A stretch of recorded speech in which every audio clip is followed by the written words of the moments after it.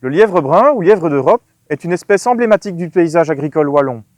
Cependant, depuis de nombreuses années, ces populations tendent à décliner. En cause principale, l'agriculture et son intensification, la raréfaction de son habitat et l'homogénéisation de ses paysages.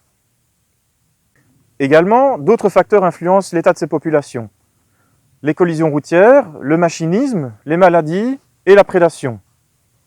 Il est indéniable que les chasseurs ont un impact non négligeable sur les populations de lièvres. En collaboration avec les différents acteurs du territoire agricole, ils peuvent ensemble faire en sorte d'améliorer la capacité d'accueil de cette espèce. Une gestion durable de cette espèce passe par des opérations de comptage indispensables dans la connaissance de l'évolution des populations. Eh bien, l'ICA, c'est quoi? L'ICA, c'est l'indice kilométrique d'abondance, qui va permettre d'évaluer l'état des populations de lièvres. Cet indice est exprimé en nombre moyen de lièvres observés par kilomètre parcouru. Attention qu'il ne sert pas à déterminer la densité précise de lièvres sur une surface déterminée. Cependant, il permet toutefois de donner une tendance fiable de l'état de population de lièvres sur cette zone déterminée, s'il est évidemment réalisé chaque année dans des conditions identiques. Comment réaliser un comptage ICA dans de bonnes conditions? Le principe d'un ICA est de parcourir en voiture différents tronçons au sein d'une zone supposée homogène en densité de lièvres et de comptabiliser les individus aperçus sur les différents tronçons. Comment procéder?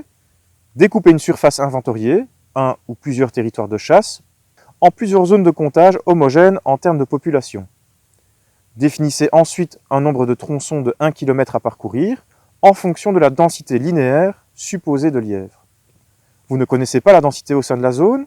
Considérez dès lors que vous possédez une densité moyenne et définissez le nombre de tronçons de la manière suivante. Les tronçons choisis sont en terrain ouvert et plat. Il faut éviter les habitations et les milieux boisés. Les tronçons seront idéalement séparés d'au moins 500 mètres les uns des autres, et ceci afin d'éviter les doubles comptages. Tracez les tronçons sur une carte et numérotez-les. Vous savez à quoi ça sert, vous savez comment le réaliser, mais quand faut-il le réaliser? Eh bien, pour le réaliser, la période idéale est de janvier à mi-mars, au minimum 1 heure après le coucher du soleil et idéalement avant minuit, au moment où les lièvres sont en pleine activité. Privilégiez des conditions météo qui permettent une bonne visibilité. Dès lors, il convient d'éviter les températures trop froides, en dessous de 5 degrés par exemple, ou les temps trop humides, une faible pluie au maximum. Il est important d'effectuer au moins 3 comptages par an, distancés de plus ou moins 5 jours. Le comptage est à répéter chaque année, à la même période et dans les mêmes conditions climatiques, idéalement avec les mêmes observateurs. Pour le matériel à prévoir, rien de plus simple.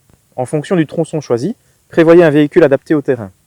Munissez-vous de votre carte avec les tronçons à parcourir, de votre fiche de comptage, de bic ou crayon, d'une paire de jumelles, de 2 phares de minimum 100 watts et de lampes frontales. Vous pouvez télécharger les cartes sur le site internet wallonmap.be et les fiches de comptage sur le site internet de Faune et Biotope.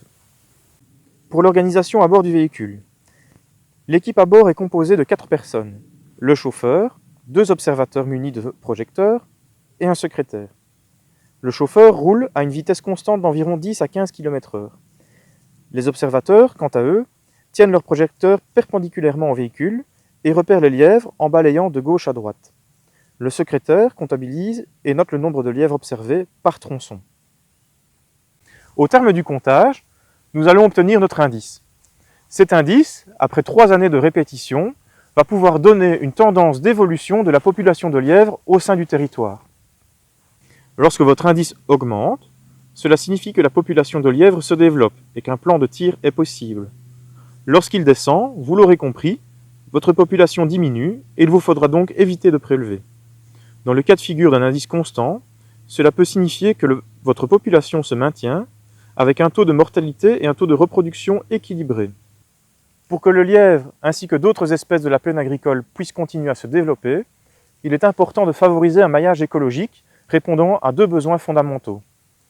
Premièrement, l'établissement de zones refuges. Deuxièmement, favoriser la diversité de nourriture disponible.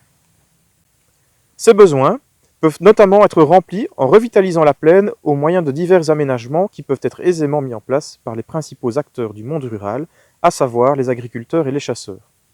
Ainsi, des bandes et parcelles aménagées peuvent fournir aux lièvres une alimentation abondante et diversifiée, mais également constituer un havre de paix pour une multitude d'espèces au milieu de la plaine agricole. D'autres initiatives, telles que la plantation de haies et îlots arbustifs, permettent de développer le maillage écologique en connectant plusieurs aménagements entre eux. Ceux-ci offriront d'intéressantes zones de refuge aux lièvres qui ne manquent pas de prédateurs et compléteront son menu avec de jeunes pousses et jeunes bourgeons. Vous souhaitez avoir plus d'infos sur le lièvre ou d'autres espèces? N'hésitez pas à vous rendre sur le site de Faune et Biotope en cliquant dans l'onglet Documentation pour télécharger nos fiches techniques.